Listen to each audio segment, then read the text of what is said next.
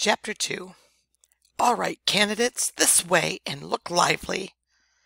The speaker, or more correctly the shouter, was Martin, secretary to Baron Errold. As his voice echoed around the anteroom, the 5 wards rose uncertainly from the long wooden benches where they had been seated. Suddenly nervous now that the day had finally arrived, they began to shuffle forward, each one reluctant to be the first through the great iron-bound door that Martin now held open for them. "Come on! Come on!" Martin bellowed impatiently. Elise finally elected to lead the way, as Will had guessed she would. The others followed the willowy blonde girl. Now that someone had decided to lead, the rest of them were content to follow. Will looked curiously around as he entered the Baron's study. He'd never been in this part of the castle before. This tower, containing the administrative section and the Baron's private apartments, were seldom visited by those of low rank, such as castle wards. The room was huge. The ceiling seemed to tower above him, and the walls were constructed of massive stone blocks, fitted together with only the barest lines of mortar between them. On the eastern wall was a huge window space, open to the elements but with massive wooden shutters that could be closed in the event of bad weather. It was the same window he had seen through last night, he realized. Today, sunlight streamed in and fell on the huge oak table that Baron Errold used as a desk. "Come on now, stand in line, stand in line!" Martin seemed to be enjoying his moment of authority. The group shuffled slowly into line, and he studied them, his mouth twisted in disapproval. "In size place, tallest this end." He indicated the end where he wanted the tallest of the 5 to stand. Gradually, the group rearranged itself. Horace, of course, was the tallest. After him, Elise took her position.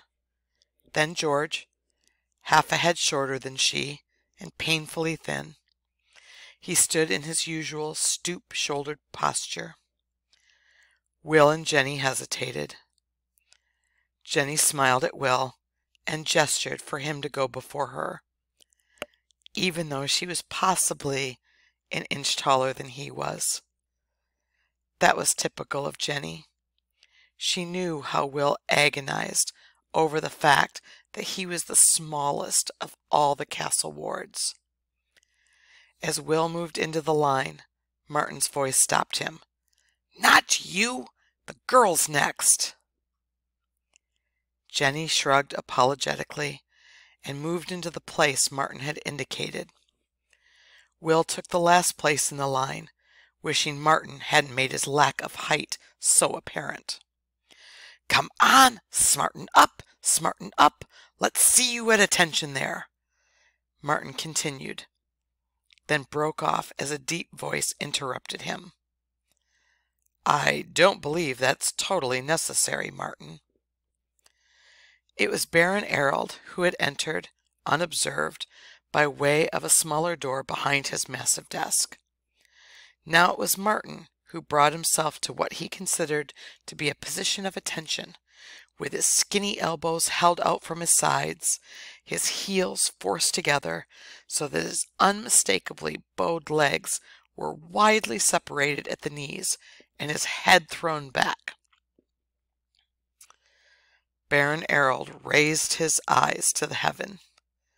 Sometimes his secretary's zeal on these occasions could be a little overwhelming. The Baron was a big man, broad in shoulder and waist and heavily muscled, as was necessary for a knight of the realm. It was well known, however, that Baron Errold was fond of his food and drink, so his considerable bulk was not totally attributable to muscle. He had a short, neatly trimmed black beard that, like his hair, was beginning to show the traces of gray that went with his 42 years. He had a strong jaw, a large nose, and dark, piercing eyes under heavy brows. It was a powerful face, but not an unkind one. There was a surprising hint of humor in those dark eyes. Will had noted it before, on the occasions when Errol had made his infrequent visits to the wards' quarters to see how their lessons and personal development were progressing. "Sir!" Martin said at top volume, causing the Baron to wince slightly. "The candidates are assembled!" "I can see that," Baron Errol replied patiently. "Perhaps you might be good enough to ask the craft masters to step in as well." "Sir!" Martin responded, making an attempt to click his heels together. "Sir!" Martin responded, making an attempt to click his heels together. As he was wearing shoes of a soft, pliable leather, the attempt was doomed to failure. He marched toward the main door of the study, all elbows and knees. Will was reminded of a rooster. As Martin laid his hand on the door handle, the Baron stopped him once more. "Martin," he said softly. As the secretary turned an inquiring look back at him, he continued in the same quiet voice. "Ask them. Don't bellow at them. Craft masters don't like that." "Yes, sir," said Martin, looking somewhat deflated.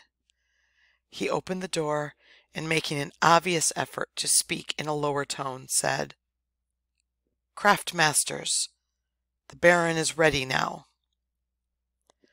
The craft school heads entered the room in no particular order of precedence. As a group, they admired and respected one another, and so rarely stood on strict ceremonial procedure. Sir Rodney, head of the battle school, came first. Tall, broad-shouldered like the Baron, he wore the standard battle dress of chainmail shirt, under a white surcoat emblazoned with his own crest, a scarlet wolf's head. He had earned that crest as a young man, fighting the wolf ships of the Scandian sea raiders who constantly harried the kingdom's east coast. Oh, side note, by the way, another series written by the same author, the Brother Band series, is about these Scandian sea raiders, and it is also outstanding. Just saying. He wore a sword belt and sword, of course. No knight would be seen in public without one. He was around the Baron's age, with blue eyes and a face that would have been remarkably handsome if it weren't for the massively broken nose. He sported an enormous mustache, but unlike the Baron, he had no beard. Next came Ulf, the horsemaster, responsible for the care and training of the castle's mighty battle horses. He had keen brown eyes, strong muscular forearms, and heavy wrists. He wore a simple leather vest over his woolen shirt and leggings. Tall riding boots of soft leather reached up past his knees. Lady Pauline followed Ulf. Slim, gray-haired, and elegant, she had been a considerable beauty in her youth, and still had the grace and style to turn men's heads. Lady Pauline, who had been awarded the title in her own right for her work in foreign policy for the kingdom, was head of the diplomatic service in Redmont. Baron Errol regarded her abilities highly, and she was one of his close confidants and advisors. Aaron often said that girls made the best recruits to the diplomatic service. They tended to be more subtle than boys, who gravitated naturally to battle school. And while boys constantly looked to physical means as the way of solving problems, girls could be depended on to use their wits. It was perhaps only natural that Nigel, the scribe master, followed close behind Lady Pauline. They'd been discussing matters of mutual interest while they waited for Martin to summon them. Nigel and Lady Pauline were close friends as well as professional colleagues. It was Nigel's trained scribes who prepared the official documents and communiques that were so often delivered by Lady Pauline's diplomats. He also advised on the exact wording of such documents, having an extensive background in legal matters. Nigel was a small, wiry man with a quick, inquisitive face that reminded Will of a ferret. His hair was glossy black, his features were thin, and his dark eyes never ceased roaming the room. Master Chubb, the castle cook, came in last of all. Inevitably, he was a fat, round-bellied man, wearing a cook's white jacket and tall hat. He was known to have a terrible temper that could flare as quickly as oil spilled on a fire, and most of the wards treated him with considerable caution. Florid-faced and with red, rapidly receding hair, Master Chubb carried a wooden ladle with him wherever he went. It was an unofficial staff of office. It was also used quite often as an offensive weapon, landing with a resounding crack on the heads of careless, forgetful, or slow-moving kitchen apprentices. Alone among the group, Jenny saw Chubb as something of a hero. It was her avowed intention to work for him and learn his skills, wooden ladle or no wooden ladle. There were other craft masters, of course. The armorer and the blacksmith were two, but only those craft masters who currently had vacancies for new apprentices would be represented today. "The craft masters are assembled, sir," Martin said, his voice rising in volume. Martin seemed to equate volume and the importance of the occasion in direct proportion. Once again, the Baron raised his eyes to heaven. "So I see," he said quietly, then added in a more formal tone, "Good morning, Lady Pauline. Good morning, gentlemen." They replied, and the Baron turned to Martin once more. "Perhaps we might proceed?" Martin nodded several times, consulted a sheaf of notes he held in one hand, and marched to confront the line of candidates. "Right! The Baron's waiting! The Baron's waiting! Who's first?" Will, eyes down, shifting nervously from one foot to the other, suddenly had the strange sensation that someone was watching him. He looked up and actually started with surprise as he met the dark, unfathomable gaze of Halt, the ranger. Will hadn't seen him come into the room. He realized that the mysterious figure must have slipped in through a side door while everyone's attention was on the craft masters as they made their entrance. Now he stood behind the Baron's chair and slightly to one side, dressed in his usual brown and gray clothes, and wrapped in his long, mottled gray and green ranger's cloak. Halt was an unnerving person. He had a habit of coming up on you when you least expected it, and you never heard his approach.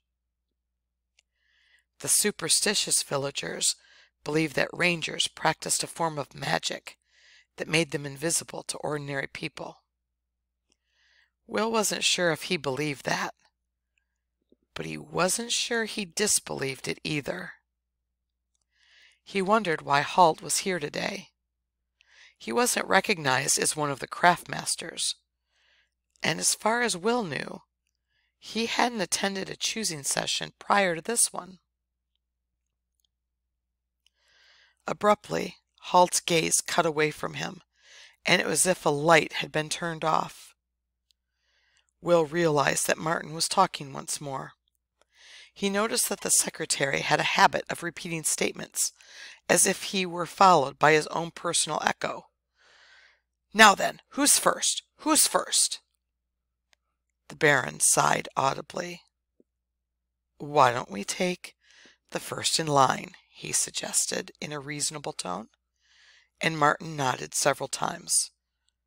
Of course, my lord, of course. First in line, step forward, face the Baron. After a moment's hesitation, Horace stepped forward out of line and stood at attention. The Baron studied him for a few seconds. Name, he said, and Horace answered, stumbling slightly over the correct method of address for the Baron. Horace Altman, sir. My lord. And do you have a preference, Horace? The Baron asked, with the air of one who knows what the answer is going to be before hearing it. Battle school, sir, Horace said firmly. The Baron nodded. He'd expected as much.